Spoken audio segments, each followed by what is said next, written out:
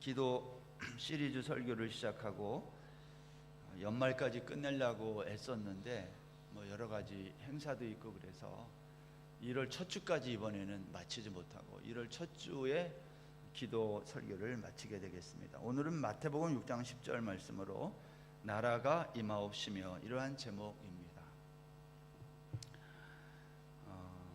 나라가 임하옵시며 할 때에 나라가 어느 나라일까 하는 겁니다. 오늘 예수님이 가르쳐 주신 기도문에서 나라가 임하옵시며 할 때 이 나라는 우리가 생각하는 이 세상의 나라는 아닙니다. 이것은 하나님 나라를 말하는 거죠.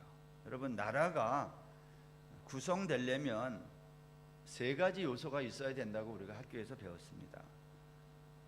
첫 번째는 백성이 있어야 되고, 두 번째는 그 백성을 다스리는 왕, 주권이 있어야 되고, 그리고 세 번째는 영토가 있어야 된다. 백성, 주권, 영토. 이게 이제 나라의 3요소 아닙니까? 근데 성경이 말하는 나라에서 이 세 가지 중에 특별히 강조되고 있는 것이 있는데 그것은 왕의 주권입니다. 그래서 성경이 말하는 나라, 바실레이아라는 말에는요, 왕의 주권이 강조되어 있어요. 다스리는 거죠. 통치. 근데 우리는 다스린다, 통치한다 그러면 별로 좋은 이미지를 갖고 있지 않아요. 이유가 뭐냐면 우리나라 근현대사에서 우리가 경험한 다스림, 통치는 즐겁지 않기 때문입니다. 우리는 통치 그러면 억압과 자유를 빼앗기는 것을 많이 경험해 왔어요. 그로 인한 시련을 겪어왔어요. 우리 민족은 특별히 일제에게 36년 동안 나라를 빼앗겼던 경험이 있습니다. 주권을 빼앗긴 거죠. 그래서 우리는 통치 그러면 좋아하지 않아요. 그냥 프리하게 두는 걸 좋아하지, 간섭하는 것도 안 좋아합니다. 왜냐하면 그러한 역사적인 교훈과 경험 때문에 그렇습니다. 근데 여러분, 주기도문에 있는 이 나라가 세상 나라가 아니라는 걸 꼭 기억하십시오. 하나님의 나라다라는 거죠. 그러면 이 두 나라는 어떻게 다를까? 하나님 나라와 세상 나라는 통치하는 방식이 달라요. 그게 중요합니다. 예를 제가 한번 들어보겠습니다. 대한민국은 민주공화국이다. 대한민국의 주권은 국민에게 있고 모든 권력은 국민으로부터 나온다. 어디서 많이 들어봤죠? 영화에서도 나왔고, 이거는 실제로는 한 10년 전에 어떤 국회의원 한 사람이 당을 떠나면서 했던 말이에요. 그때부터 우리나라 정치인들이 가끔 한 번씩 이 말을 해요. 이런 말 하면 약간 있어 보이잖아요. 그래서 이런 말들을 자꾸 하면서 자기의 주장을 정당화할 때 이걸 많이 써요. 대한민국 헌법 제1조 1항과 2항. 근데 여러분, 우리나라 헌법 1조는요, 우리나라가 왕이나 특정 개인이 다스리는 나라가 아니라 국민이 주인이 되어 국민의 대표를 통해 통치하는 나라다라는 뜻을 헌법에 새겨 놓은 겁니다. 그러니까 이런 거예요. 왕의 주권이 아니라 국민의 주권을 선언한 것이죠. 그래서 우리나라는 왕이 있으면 안 돼요. 어떤 형태의 왕이라도 국민이 주권을 가지고 있는 나라다. 그래서 국민이 주인이 되어서 국민의 대표를 통해 통치하는 나라, 이게 대한민국입니다. 여러분, 우리나라는 그러한 점에서 국민의 대표들이 뭘 만들어요? 법을 만들어요. 이게 중요한데요. 그래서 법치국가라 그래요. 다 아는 얘기를 제가 오늘 조금 말하는 것은 하나님의 나라를 설명하기 위함입니다. 근데 법치국가라고 할 때에 법치라는 말, 여러분, 법이라고 하는 것은요, 강제력이 있습니다. 그래서 우리는 이거를 강제력이 있는 이 법치, 이것을 가리켜 우리가 그래서 권력이라고 말해요. 우리가 별로 좋아하지 않는 말들이에요. 이게 다 헌법에 있거든요. 여러분, 하나님의 나라는 세상 나라와 다르다고 했습니다. 어떻게 달라요? 하나님의 나라는 왕의 주권이 아니라 국민의 주권이 아니라 왕의 주권인 나라가 하나님 나라예요. 그러니까 하나님의 나라는요, 국민 주권이 아니라 왕의 주권이고 법치가 아닙니다. 하나님의 나라는 은혜와 섬김으로 통치하는 나라예요. 또 세상 나라는 백성이 왕을 섬기지만 하나님 나라는 왕이 백성을 섬기는 나라. 세상 나라는 모든 자원이 백성으로부터 나와서 왕에게 바쳐지지만 하나님 나라는 모든 자원이 왕으로부터 나와 백성에게 흘러가는 거예요. 다르죠? 세상 나라와 하나님 나라는 어떻게 보면 전혀 달라요. 같은 나라인데 세상 나라와 하나님 나라가 이렇게 달라요. 근데 하나님 나라 백성이라고 말하는 우리의 갈등과 고민이 여기에 있어요. 우리는 이 두 나라 사이에서 어느 나라의 삶의 방식을 따라 사느냐는 거예요. 세상 나라에 살면서 하나님 나라의 통치 방식을 따라 살려고 하니까 우리가 이 두 나라 사이에 끼어 있는 겁니다. 그래서 우리의 삶이 힘든 거예요. 여러분, 한 사람의 지시를 받아 일하는 사람은 괜찮아요. 근데 두 사람의 지시를 동시에 받으면 제일 힘들어요. 직장인들은 이거 늘 경험해. 직장에 상사들이 많은데 한 사람의 지시만을 받도록 직장이 그렇게 시스템이 돼 있으면 좋은 회사인데 두 사람이 막 같이 지시를 해요. 예를 들면 뭐 상무가 지시를 하고 부장이 지시를 해요. 그럼 누구 말을 들어야 돼요? 동시에 지시하는데 달라요, 내용이. 그럼 누구 말 들어요, 여러분? 상무 말을 들어야지. 그래서 그 사람이 직장생활 잘하는 거예요. 근데 부장의 말을 안 들어서 나중에 애로사항이 생기잖아요. 성도라는 것이 그렇다. 세상 나라와 하나님 나라 사이에서 우리는 이러한 갈등을 겪고 살아가는 겁니다. 보세요. 오늘이 성탄주일입니다. 성탄절이 무엇일까요? 성탄절은 하늘의 왕이 이 땅에 오신 날이에요. 왜 오셨어요? 하늘의 진리를 이 땅 백성들에게 가르쳐서 이 땅의 백성들이 하늘의 진리가 되도록 오신 거예요. 이게 성탄절입니다. 다시 말씀드릴까요? 성탄절은 하늘의 왕이 이 땅에 오신 날인데 하늘의 진리를 이 땅에 있는 우리 백성들에게 가르쳐서 우리들도 진리가 되도록 하기 위해 오신 날, 그걸 성탄절이라 그래요. 그런데 그 하늘의 왕이 오신 이 날, 2000년 전에 이 땅에 오셨는데, 근데 그 하늘의 왕이 이 땅에 오셨는데 어떻게 오셨냐면 힘없고 연약한 어린 아기의 모습으로 오셨다는 거예요. 여러분, 성탄절은 하나님 나라와 세상 나라가 근본적으로 어떻게 다른지를 명확하게 선포하는 날이에요. 하늘의 왕이 이 땅에 오신 날인데 2000년 전에 당시 분봉왕 헤롯이 그리고 예루살렘의 귀족들이 하늘의 왕이 이 땅에 오신 날인데 아무도 몰랐어요. 왜냐하면 하늘의 왕이 이 땅에 탄생할 때에 유다의 베들레헴이라고 하는 작은 동네에 말 구유 위에 오셨기 때문이에요. 왕인데, 보통 사람도 아니고 왕인데 조그만 마을의 말 구유에 오신 거예요. 마태복음 2장에 보면 헤롯 왕은요, 동방의 박사들이 와서 유대인의 왕으로 오신 이가 어디 있느냐고 물을 때 비로소 왕이 오셨구나 그걸 알았다는 거. 그래서 소동이 일어나요. 헤롯은 동방 박사들의 소식을 듣고 모든 대제사장들, 서기관들을 불러서 하늘의 왕 그리스도가 어디서 난다고 했는지 알아오라고 했어요. 그리스도가 어디에서 나겠느냐고 묻는 겁니다.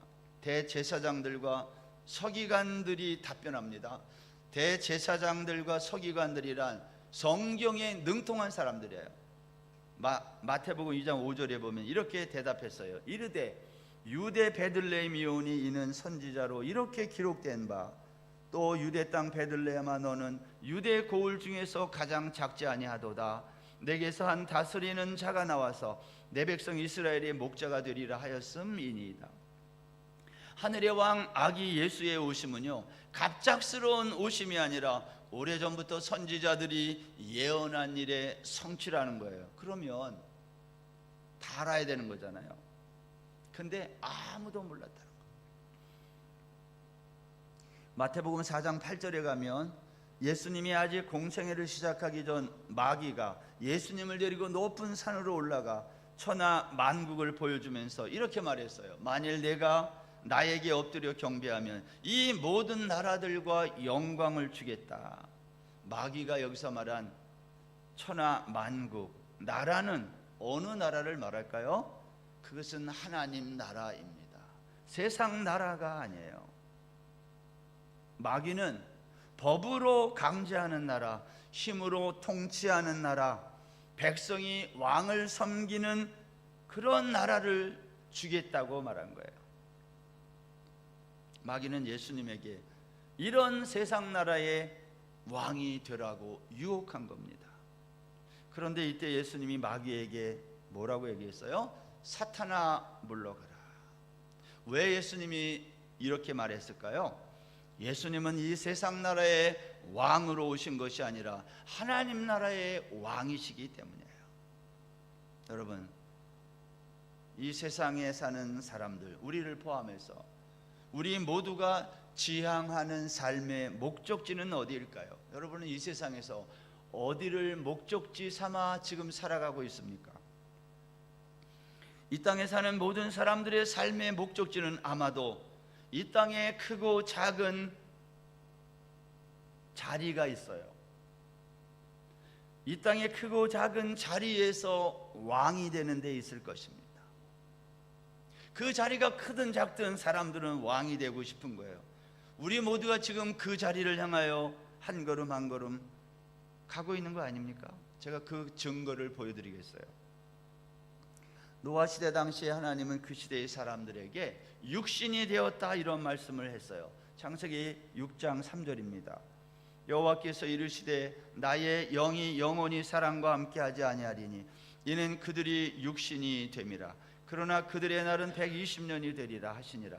당시의 땅에는 네피림이 있었고 그 후에는 하나님의 아들들이 사람의 딸들에게로 들어와 자식을 낳았으니 그들은 용사라 고대의 명성이 있는 사람들이었더라. 보세요. 노아 시대 때 사람들은 육신이 되었다 그랬어요.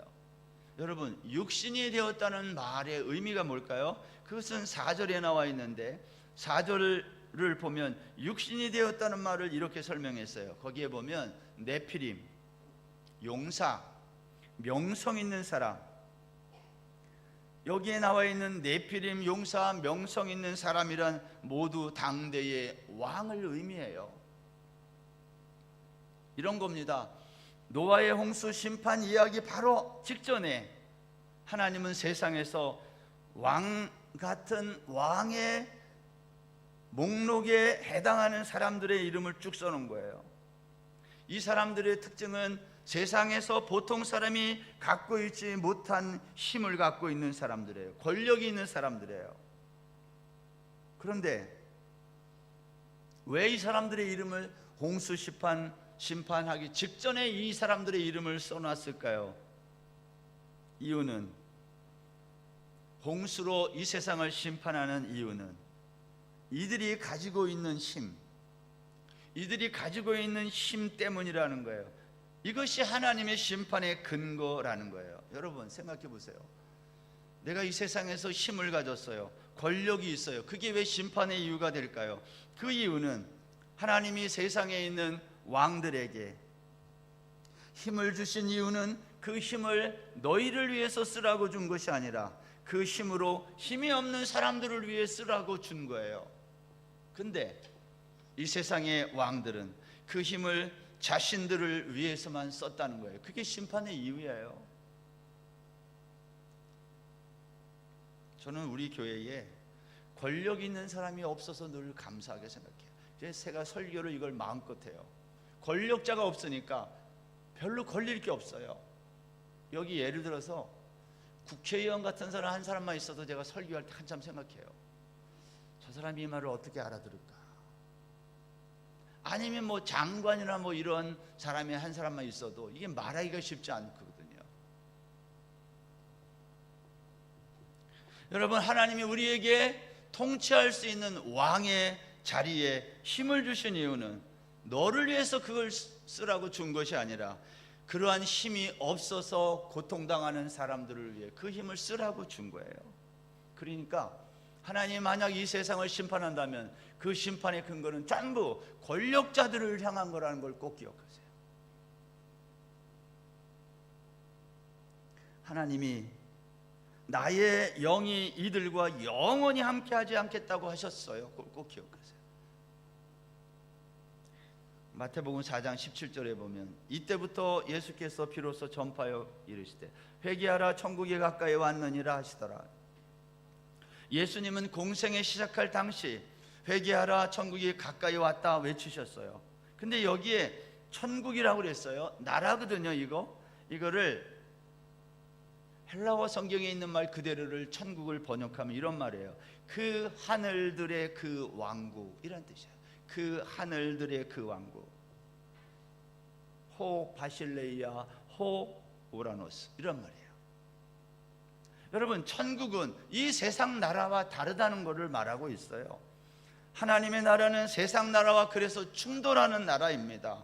왜냐? 세상 나라는 보이는 나라이며 법으로 다스리는 나라이지만 하나님의 나라는 보이지 않는 나라이며 은혜로 다스리는 나라이기 때문입니다. 예수님이 빌라도의 법정에서 신문을 받을 때 나눴던 대화가 이런 게 있어요. 요한복음 18장 35절. 빌라도가 대답하되 내가 유대인이냐? 내 나라 사람과 대제사장들이 너를 내게 넘겼으니 내가 무엇을 하였느냐? 예수께서 대답하시되 내 나라는 이 세상에 속한 것이 아니라 만일 내 나라가 이 세상에 속한 것이었더라면 내 종들이 싸워 나로 유대인들에게 넘겨지지 않게 하였으리라. 이제 내 나라는 여기에 속한 것이 아니니라. 빌라도가 이르되 그러면 내가 왕이 아니냐? 예수께서 대답하시되 내 말과 같이 내가 왕이니라. 내가 이를 위하여 태어났으며 이를 위하여 세상에 왔나니 곧 진리에 대하여 증언하려 함이로라. 무릇 진리에 속한 자는 내 음성을 듣느니라 하신대. 여러분, 빌라도는 예수님에게 내 나라, 너의 나라 사람들이 너를 나에게 넘겼으니, 빌라도가 하는 말입니다. 너의 나라 사람들이 너를 나에게 넘겼으니 내가 무엇을 했느냐고 물을 때에 예수님이 뭐라고 대답해요? 내 나라라고 해요. 내 나라는 이 세상에 속한 나라가 아니다는 거예요. 만일 내 나라가 이 세상에 속한 나라였다면 내 종들이 나를 위해 싸워서 나를 유대인들에게 넘기지 않았을 거라는 거예요. 그러니까 예수님은 유대라고 하는 나라와 자기의 나라를 이렇게 나누어 설명하는 거예요. 나는 내 나라를 위해서 이 세상에 왔는데 내 나라를 위한다는 것은 진리에 대하여 증언하는 것이다 라고 말했어요. 여러분, 이 대화는요, 그 내용이 너무 선명해요. 예수님이 누구시며 이 땅에 오신 이유를 명확하게 밝힌 겁니다. 정리하면 이런 말이에요. 나는 하늘의 왕으로 이 땅에 왔는데 내가 온 목적은 진리에 대하여 증언하기 위함이다. 나는 이 세상에 와서 너희들의 배고픈 문제를 해결해주고 어려운 사람 도와주러 온 사람이 아니고 로마의 압제로부터 너희들을 구원하러 온 그러한 사람이 아니야. 나는 하늘의 진리를 너희들에게 가르쳐주고 너희에게 그것을 믿게 하기 위해서 온 사람들이야. 그리고 이 진리는 나에게 속한 자만이 들을 수 있다. 예수님이 공생의 마지막 해에 가이사라 빌립보에 제자들과 함께 마지막 여행을 하실 때 제자들에게 물으셨어요. 사람들이 나를 누구라 하느냐? 세례 요한, 엘리야, 선지자 중에 하나라고 합니다. 너희는 나를 누구라고 하느냐? 베드로가 대답하기를 주는 그리스도시요 살아계신 하나님의 아들이십니다. 이때 예수님이 베드로의 이 대답을 들으시고 이렇게 말씀했어요. 마가복음 8장 31절. 인자가 많은 고난을 받고 장로들과 대제사장들과 서기관들에게 버림받아 죽임을 당하고 사흘 만에 살아나야 할 것을 비로소 그들에게 가르치시되. 베드로는 예수님의 말을 듣고 예수님을 붙들고 항변합니다. 선생님, 왕이 죽으면 어떻게 됩니까? 이 일이 결코 죽게 일어나지 않도록 내가 지키겠습니다. 그러니 절대 엉뚱한 말 하지 마세요. 이때 예수님이 베드로에게 뭐라고 말씀했어요? 사탄아, 내 뒤로 물러가라. 너는 나를 넘어지게 하는 자로다. 내가 하나님의 일을 생각하지 않고 사람의 일을 생각하는도다. 여러분, 베드로는 왜 이런 말을 했을까요? 베드로는 예수님을 이 땅의 왕으로 생각한 거예요.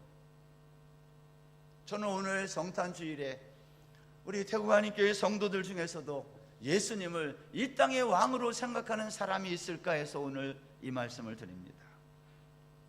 물론 이 땅도 하나님이 지으신 세상 맞아요.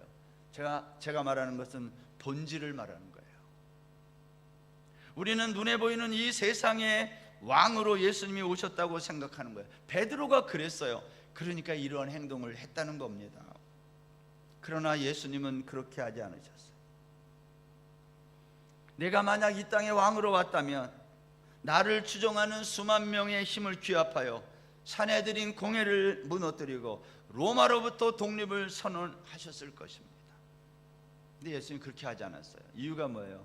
나는 하늘의 왕이라는 거예요.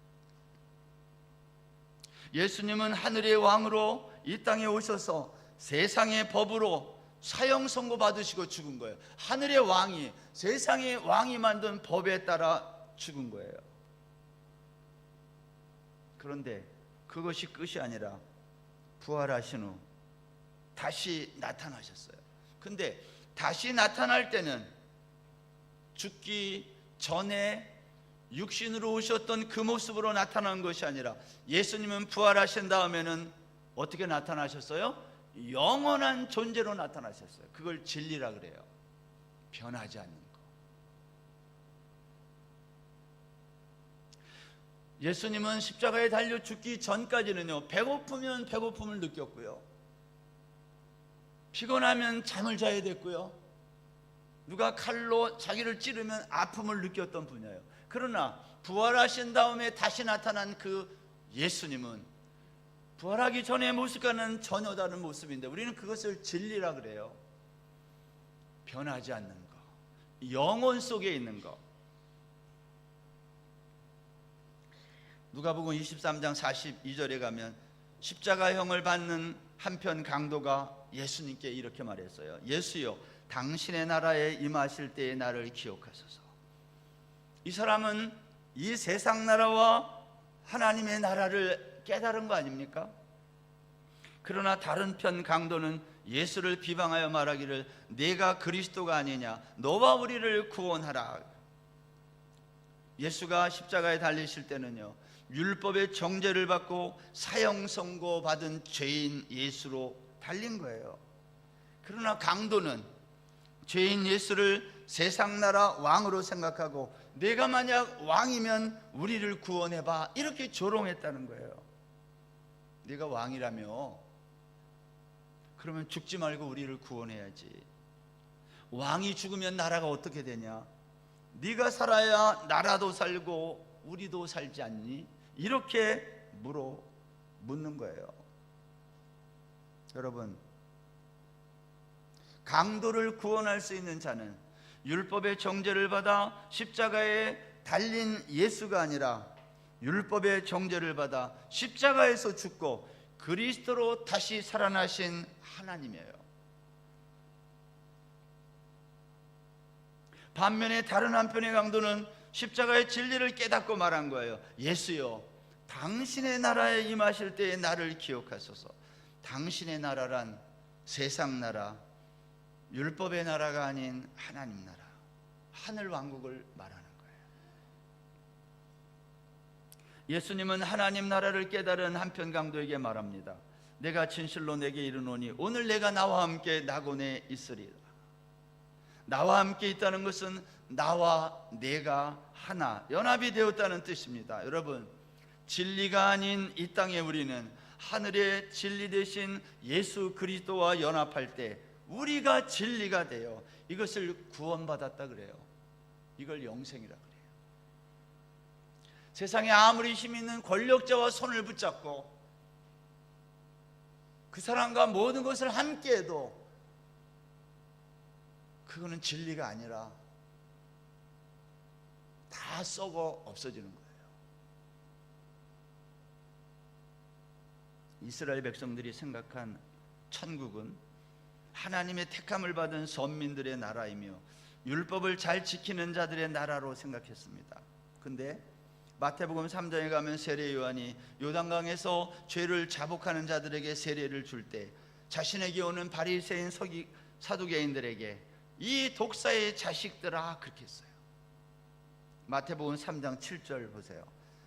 요한이 많은 바리새인들과 사두개인들이 세례 베푸는 데 오는 것을 보고 이르되 독사의 자식들아 누가 너희를 가르쳐 임막한 진노를 피하라 하더냐. 그러므로 회개에 합당한 열매를 맺고 속으로 아브라함이 우리 조상이라고 생각하지 말라. 여러분, 바리새인 사두개인은요 누구보다 율법을 잘 지킨다는 자들이에요.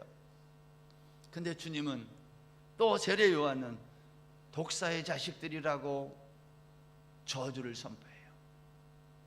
이런 말입니다. 하나님의 나라는 회개하여 가는 나라이지 내가 아브라함의 자손이거나 율법을 지켰다는 것으로 가는 나라가 아니라는 거예요. 여러분, 회개하는 게 뭐예요? 우리는 회개하면은 도덕적인 회개를 자꾸 생각해요. 성경은 그걸 회개라고 말하지 않아요. 성경이 말하는 회개는 뭐냐? 하늘의 진리, 하늘의 진리 대신 예수 그리스도가 하늘의 왕이라는 것을 깨닫고 믿는 것, 그걸 회개라고 말해요.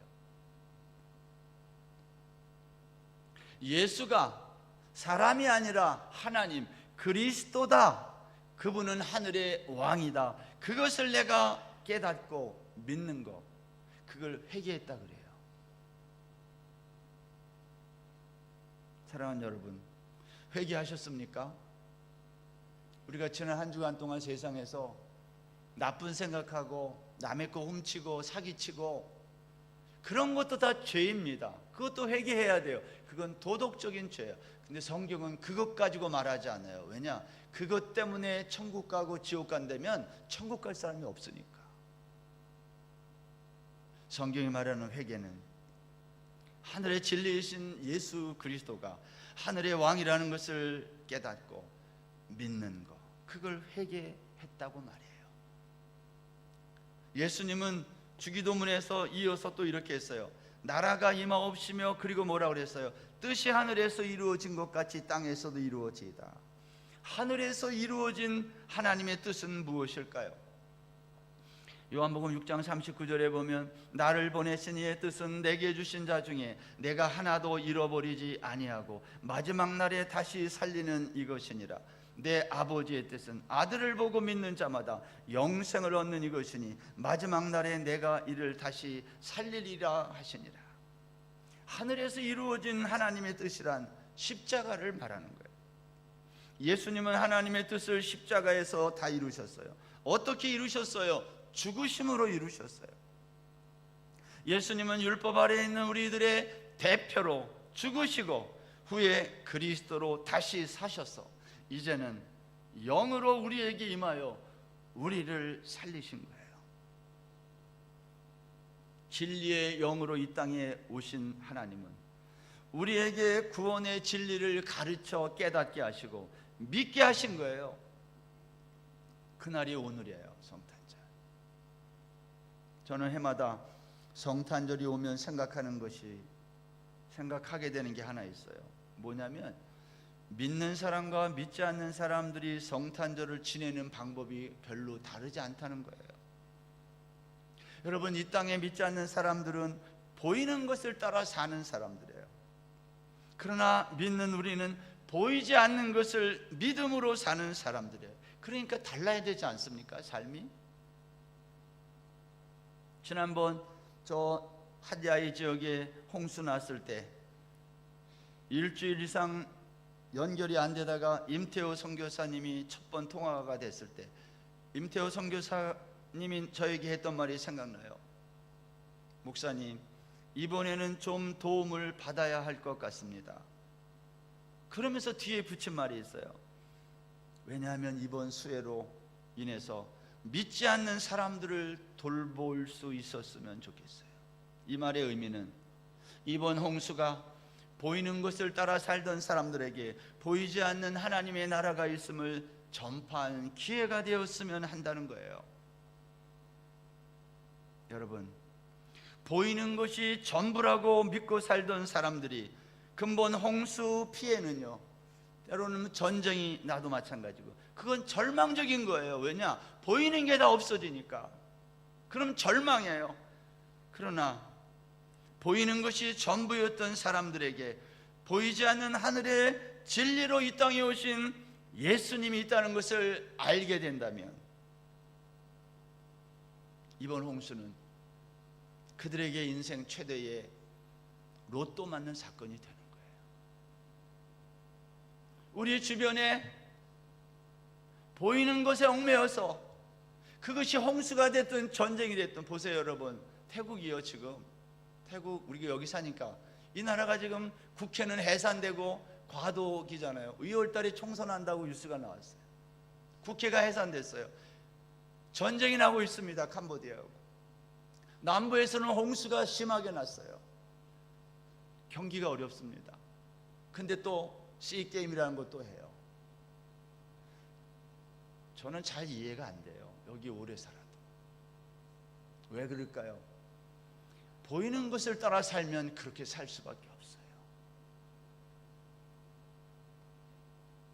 이번 성탄절, 우리 주변에 보이는 것이 전부인 줄로 알고 사는 사람들에게 보이지 않는 하늘의 진리이신, 하늘의 왕이신 그분이 이 땅에 오신 날이 오늘이다, 이 복음을 주변 사람들에게 전파하는 저와 여러분들이 다 될 수 있기를 주의 이름으로 축원합니다.